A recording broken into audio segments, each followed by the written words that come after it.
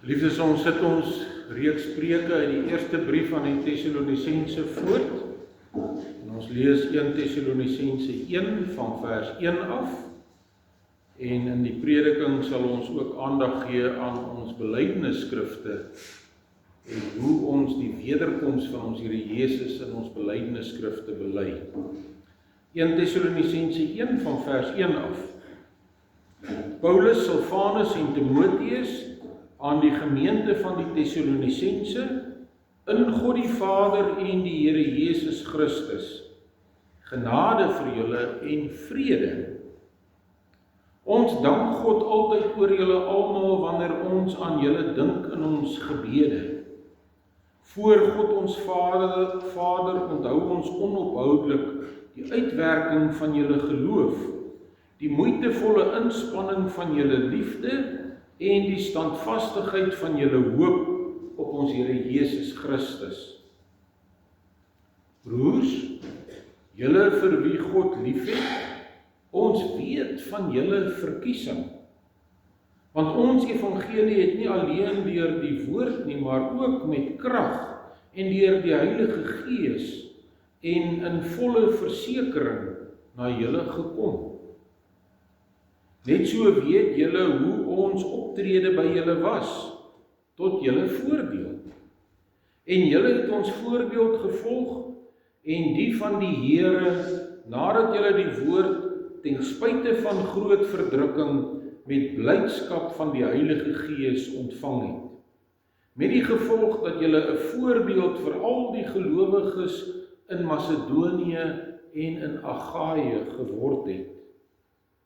Die woord van die Here het immers van julle af nie net in Macedonië en in Agaïe weer klink nie. Julle geloof in God het inderdaad na elke plek versprei. Gevolglik het ons nie nodig om meer iets daaroor te sê nie. Hulle self vertel oor ons van die besondere ontvangs wat ons by julle gekry het. Hoe julle omgedraai het na God, weg van die afgode, om die lewende en ware God te dien. En om sy seun wat hy uit die dode opgewek het, uit die hemel te bly verwag. Jesus wat ons red uit die oordeel wat kom. Teks is vers 10. En om sy seun wat hy uit die dode opgewek het, uit die hemel te bly verwag. Jesus wat ons red van die oordeel wat kom. En dan sal ons aandag gee aan ons belydenisskrifte, veral dan ook in artikel 37 van die Nederlandse geloofsbelydenis.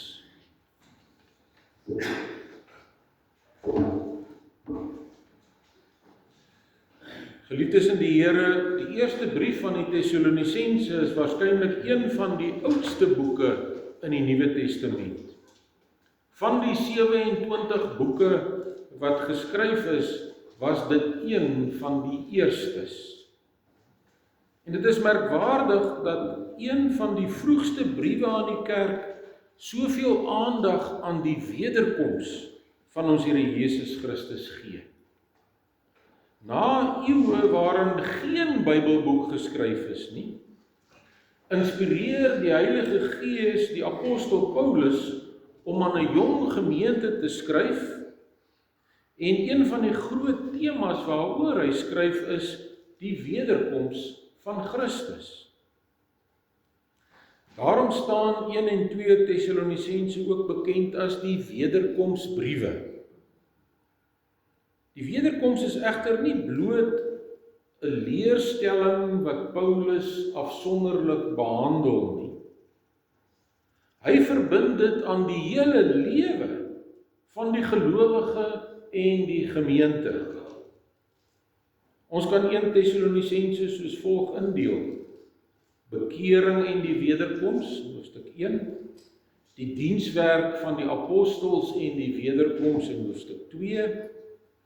'n Heilige lewenswandel en die wederkoms in hoofstuk 3 en 4 se eerste deel. Troos vir die wat treur oor die dood van geliefdes en die wederkoms, hoofstuk 4 se tweede deel. En dan geestelike waaksaamheid en die wederkoms in hoofstuk 5. Die boodskap is duidelik, die wederkoms, die verwagting van die wederkoms, raak ons hele lewe. Dit raak ons bekering, ons dienswerk, ons heiligmaking, ons hartseer oor die dood van geliefdes en die waaksaamheid waarmee ons elke dag voor God lewe. Paulus het die gemeente in Thessalonika tydens sy eerste sendingreis gestig. Die Christelike kerk was toe nog maar baie jong. Die gelowiges in Thessalonika het maar kort tevore tot bekering gekom. Hulle het die afgode verlaat en hulle tot die lewende en ware God gewend, lees ons. Voorheen het hulle as afgodsdienaars betreklik rustig gelewe. Nadat hulle Christene geword het en Jesus as Here begin bely het, het vervolging en verdrukking egter gevolg. Dit het met hulle swaar gegaan, juis omdat hulle nou aan Christus behoort het en hom gedien het. En daarom skryf Paulus aan hulle.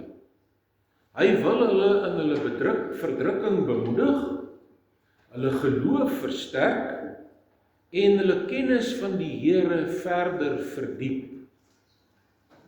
Hy wys hulle veral op die groot hoop van die kerk. Jesus Christus kom weer. Hoewel die gemeente nog jonk was, was hulle in baie opsigte 'n voorbeeld gemeente. Paulus dank God veral vir 5 sake wat in hulle gemeentelike lewe sigbaar geword het. Die werk wat uit hulle geloof voortgevloei het, die moeitevolle inspanning wat deur hulle liefde gedra is, die volharding wat uit hulle hoop op ons Here Jesus Christus voortgekom het, hulle navolging van die Here te midde van groot verdrukking. En hulle was nie bedrukte Christene omdat hulle geloof vir hulle swaar kry gebring het nie. Hulle het die evangelie met 'n blydskap wat die Heilige Gees in hulle gewerk het, ontvang en uitgeleef. En hulle het die woord nie vir hulle self gehou nie. Hulle het van hulle geloof getuig en die evangelie verder uitgedra. Voorwaar 'n gemeente wat as voorbeeld nagevolg kan word. Hulle geloof was nie net iets wat hulle met die mond bely het nie. Dit het in hulle lewe sigbaar geword. Hulle geloof het gewerk, tot aksie oorgegaan. Hulle liefde het hulle laat dien en hulle hoop het hulle laat volhard. Reeds in vers 3 vind ons waarskynlik die eerste sinspeling op die wederkoms. Paulus dank God onder andere vir die volharding van julle hoop op ons Here Jesus Christus. En volharding en hoop is albei begrippe wat ons gedagtes op Christus se wederkoms rig. Die woord volharding in die Grieks dui in Paulus se briewe op die gelowige se standvastige en vertrouensvolle vashou aan God se beloftes. Dit beteken dat ons ook te midde van ons swaar kry kan vashou aan die beloftes van ons troue verbondsgod. Omdat al sy beloftes in Jesus Christus vas en seker is. Ook die belofte dat Christus weer gaan kom. Hoop in die Grieks en in die Bybel is nie 'n onseker wens nie. Wanneer ons in die alledaagse lewe sê, ek hoop so, bedoel ons dikwels dat iets miskien sal gebeur. Maar die Bybelse hoop is heeltemal iets anders. Dit is die vaste en God gewaarborgde toekomsverwagting van die gelowige. Dit is die absolute vertroue dat God sal doen wat hy beloof het. Omdat die God wat die belofte gemaak het, altyd waaragtig en getrou is. Ons as gelowiges se hoop rus daarom nie op ons eie vermoë om tot die einde toe vas te staan nie. Dit rus op God se trou en op die voltooide verlossingswerk van ons Here Jesus Christus. Hy wat uit die dood opgewek is, sal uit die hemel terugkom na sy kerk toe. Daarom wag die kerk nie onseker of bevrees op die toekoms nie. Ons leef gelowig, volhardend en met die vaste hoop op ons Here Jesus Christus. Wat sou die inhoud wees van die hoop waarna vers 3 verwys? Dit is die seker wete dat Jesus Christus volledig vir ons versoening gedoen het en dat hy beslis weer gaan kom, soos hy beloof het. Paulus dank God dat die Tessalonisense dit volhardend geglo het en dat hulle hoop daarop geplaas het dat Jesus weer gaan kom. Gelowiges moet en kan dus volhardend vashou aan die belofte van die wederkoms en hulle hoop altyd vestig op Christus wat op pad is. Die feit dat Paulus vir God dank, onder andere vir die Tessalonisense volharding in die hoop op die wederkoms, is 'n aanduiding dat dit nie iets is wat van self in ons ontstaan nie, maar dat God hierdie volharding in die hoop gee. Daardeur word ons ook bemoedig om ten spyte van moeilike omstandighede vas en seker te weet dat die Here Jesus beslis weer gaan kom en 'n einde gaan maak aan die moeilike lewensomstandighede. En dit bring ons by ons teks in vers 10. Geliefdes, die Tessalonisense se geloof het 'n sterk getuienis in die wêreld gelewer.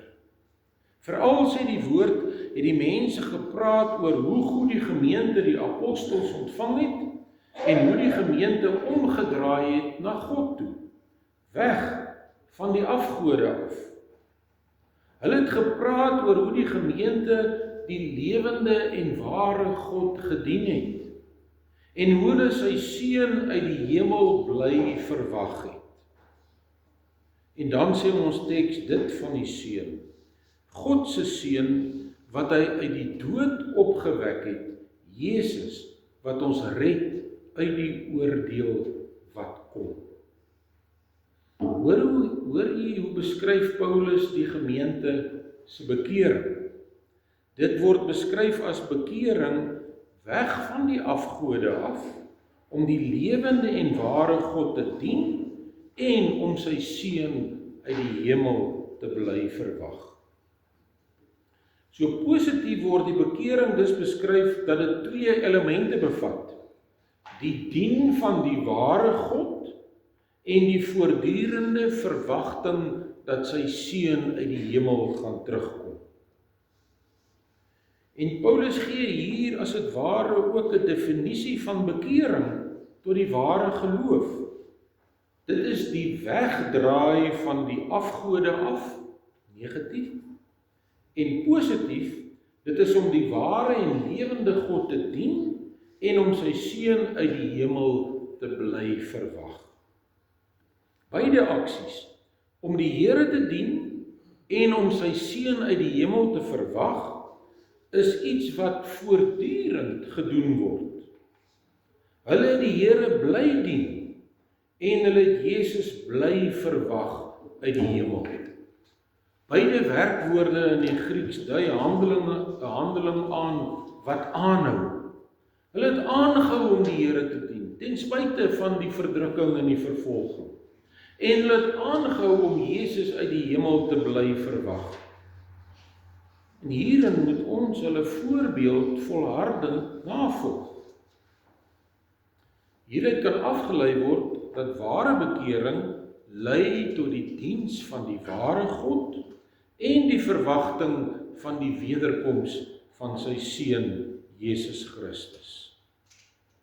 Ons moet dus met geduld en met vertroue op ons Here bly wag. Hy kom beslis. Die Heilige Gees herinner ons hier, Jesus is die een wat uit die dood opgewek is en die een wat ons red uit die oordeel wat kom. Wie moet ons bly verwag uit die hemel? Die een wat na sy kruisiging uit die dood opgewek is, Jesus Christus. Hiermee saam word geopenbaar wat hy doen. Hy red ons uit die oordeel wat kom. Ons het dus hierdie troos van verlossing wat by die wederkoms finaal 'n werklikheid gaan word. Ons sal in die oordeel kom, maar nie veroordeel word nie. Ons sal om Jesus ontwil vrygespreek word. Hierdie terugkoms van ons Here sal vreugde bring vir die gelowiges en ontsteltenis vir die ongelowiges. Die wederkoms staan in verband met geloof en bekering. Ware bekering is immers om weg te draai van die valse godsdiens en om te draai na die ware God. Dit sluit in om die ware God te dien, te bly dien en om sy seun uit die hemel te bly verwag. Die wederkoms word dus in 1 Tessalonisense 1:10 verkondig om inhoud te gee aan die ware geloof. Ons teks sê dis duidelik. Ons dien net die ware, die lewende God. Ons glo Jesus is die seun van God. Hy het uit die dood opgestaan. Hy verlos ons van die sonde en die oordeel. Hy kom beslis weer en ons bly hom verwag. Ons teks is dus eintlik 'n mini geloofsbelijdenis. As ons die Here uit die hemel bly verwag, sal ons ons ook voortdurend daarvoor gereed maak met 'n geheiligde lewe en met geheiligde harte. Die een wat kom is immers Jesus Christus wat gesterf het vir ons sondes, opgewek is uit die dood en wat ons red uit die oordeel wat kom. En hy kom weer om ons verlossing te voltooi.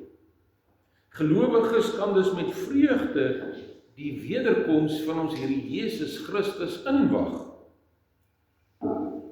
Geliefdes, soos wat die wederkoms deel was van die Tessalonisense se belydenis van wat hulle geglo het, so is dit ook deel van ons geloofsbelydenis.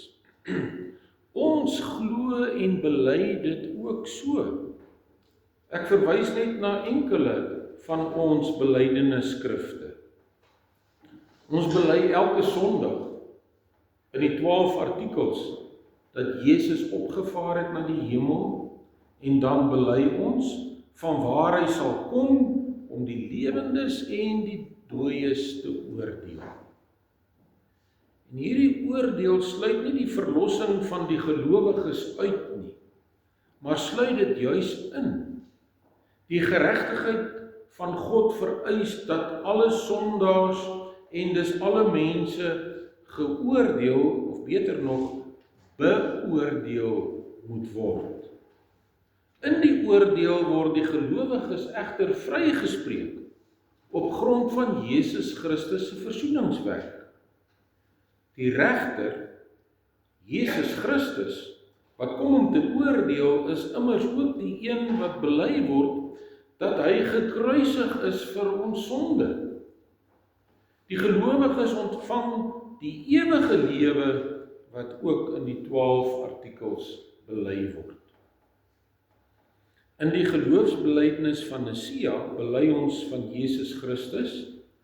Hy sit aan die regterhand van die Vader en hy sal met heerlikheid terugkom om die lewendes en die dooies te oordeel.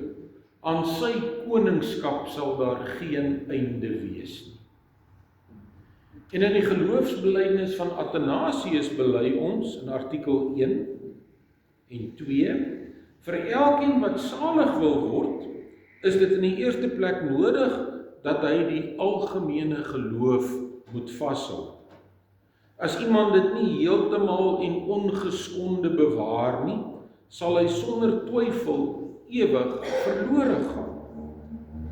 En dan aan die einde van die belydenisskrif bely ons van Jesus wat in die hemel is na sy hemelvaart. En dan bely ons van artikel 40 af. Daarvandaan sal hy kom om die lewendes en die dooies te oordeel. By sy koms sal alle mense met hulle liggame opstaan en van hulle eie werke rekenskap gee. En die wat goed gedoen het, sal in die ewige lewe ingaan, maar die wat sonde gedoen het, in die ewige vuur. Dit is die algemene geloof. En as iemand dit nie getrou en vas glo nie, sal hy nie salig kan word nie. Anders as die 12 artikels en die belydenis van Nicea, begin die Athanasius belydenis met: vir elkeen wat salig wil word, is dit in die eerste plek nodig dat hy die algemene geloof moet vashou. As iemand dit nie heeltemal en ongeskonde bewaar nie, sal hy sonder twyfel ewig verlore gaan. En hierdie algemene geloof sluit dan in die geloof aan die wederkoms van ons Here Jesus. Die geloofsbelijdenis van Athanasius bely baie duidelik dat die wederkoms van Jesus Christus deel is van die algemene geloof wat ons moet bely, wat nodig is om salig te kan word. En dit sluit ook af soos dit begin het. Dit is die algemene geloof. En as iemand dit nie getrou en vas glo nie, sal hy nie salig kan word nie. Die geloofsbelijdenis van Athanasius bely dus onomwonde in die inleiding en die slot, dat iemand wat nie onder andere glo dat Jesus Christus van die regterhand van die Vader sal kom om die lewendes en die dooies te oordeel nie, beslis nie salig kan word nie. Iemand wat nie aan die wederkoms glo nie, kan nie salig word nie. Daarom was dit ook deel van die belydenis van die vroeë kerk, soos by die Tessalonisense, en deel van ons belydenis.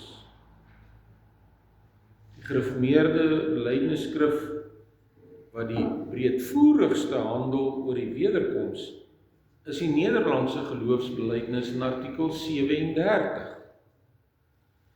Ook in hierdie belydenisskrif bely ons, net soos die Tessalonisense, dat Jesus weer gaan kom.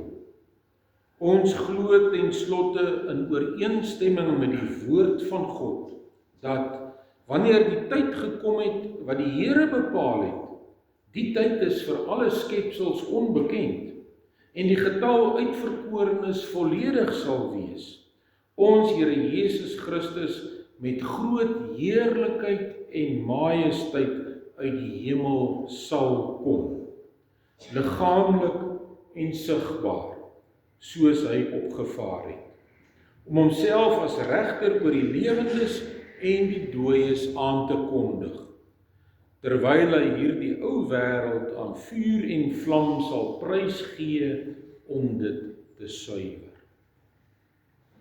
Net soos by die ander belydenisskrifte waarna ons verwys het, word daar ook hier bely dat Jesus Christus uit die hemel sal kom.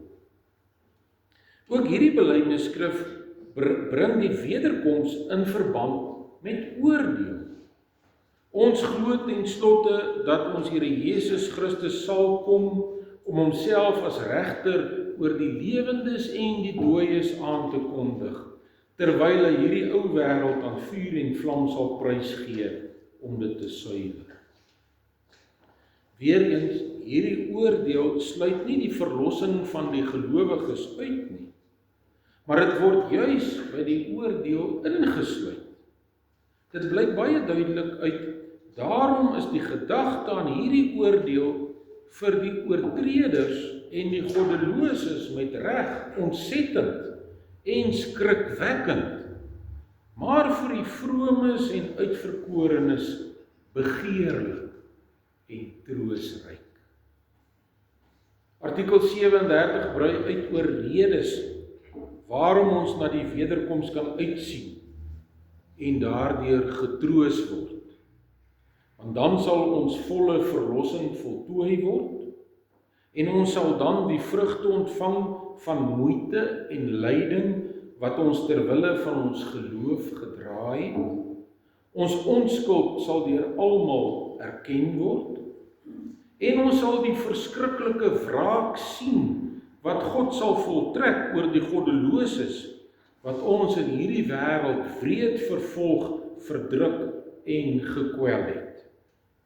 Maar die goddeloses sal deur die getuienis van hulle eie gewete tot erkenning van hulle skuld gebring word. Hulle sal onsterflik word, doch slegs om gepynig te word in die ewige vuur wat vir die duiwel en sy engele voorberei is. Die gelowiges en uitverkorenes, ons daarenteen, sal met heerlikheid en eer gekroon word. Die Seun van God sal ons name voor God sy Vader en sy uitverkore engele bely. Alle trane sal van ons oë afgedroog word. Dan sal dit bekend word dat die kerk van die Here se saak, wat tans deur baie regters en owerhede as ketters en goddeloos veroordeel word, die saak van die Seun van God is. En as 'n beloning uit genade sal die Here self aan ons so heerlikheid gee as wat die hart van 'n mens nooit kon bedink nie. En dit is 'n ongelooflike troos hierdie, wat aan die wederkoms van ons Here Jesus Christus verbind word. En daarom bely ons ook in artikel 37, daarom verwag ons hierdie groot dag met sterk verlange om die beloftes van God in Jesus Christus ons Here ten volle te geniet. En dit is presies wat ons teks sê, die Tessalonisense ook gedoen het. En daarom, geliefdes, moet ons ook elke dag die Here smeek, dat hy ons deur sy woord en gees sal lei, dat dit ook in ons lewens duidelik sal wees, dat dit ook ons belydenis is. Ja, ons geloof moet so eg wees, dat ander ook aan ons manier van lewe sal kan sien. Hier is iemand wat die Here Jesus, wat vir sy kerk gelei het en vir sy kerk opgestaan het uit die dood, uit die hemel bly verwag. Iemand wat reeds so lewe soos iemand wat weet dat die Here Jesus ons verlos het en dat hy ons verlossing sal voltooi met sy wederkoms. Mag ons geloof in die Here Jesus en aan sy wederkoms ons ook so aanspoor, dat mense ook sal praat van die werking van ons geloof, die moeitevolle inspanning van ons liefde, die volharding van ons hoop op ons Here Jesus Christus, dat ons ook, selfs in moeilike omstandighede, 'n blydskap sal hê wat van die Heilige Gees kom. Dat ons ook nie die woord net vir onsself sal hou nie, maar dat ons van ons geloof sal getuig en die evangelie sal uitdra. Amen. Kom ons dank saam.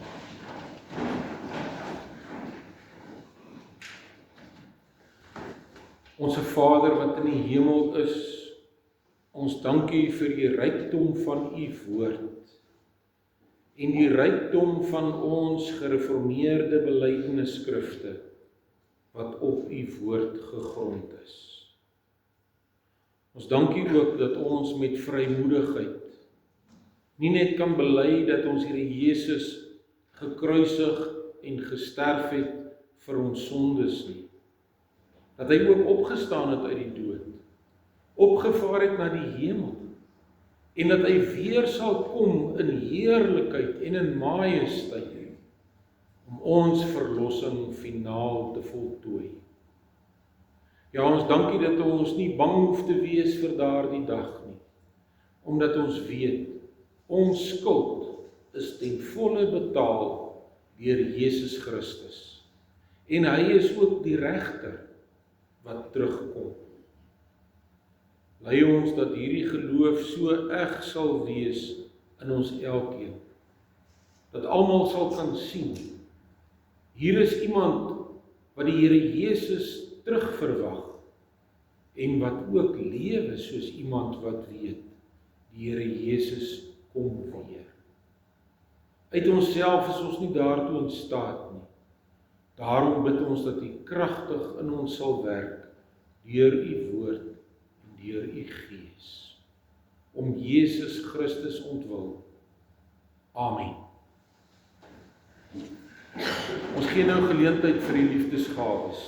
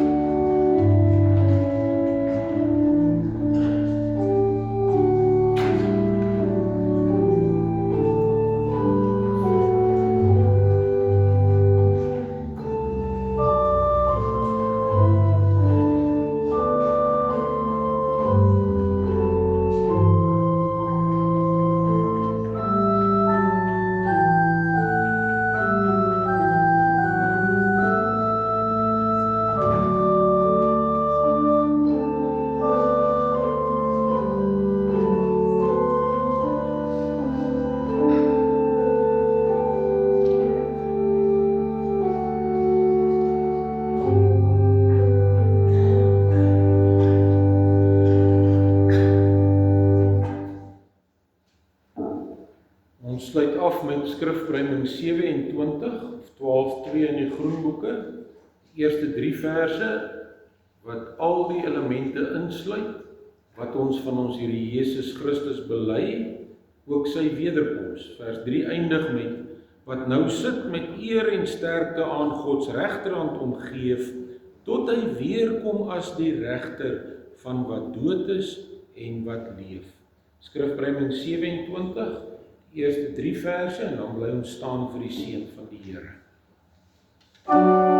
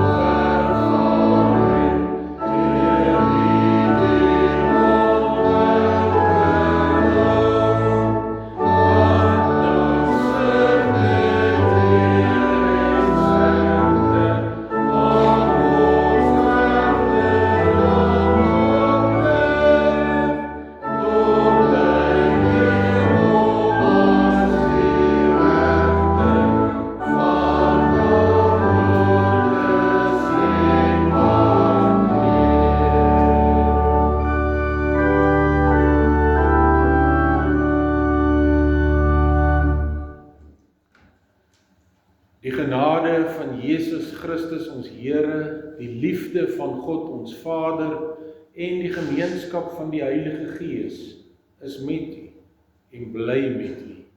Amen.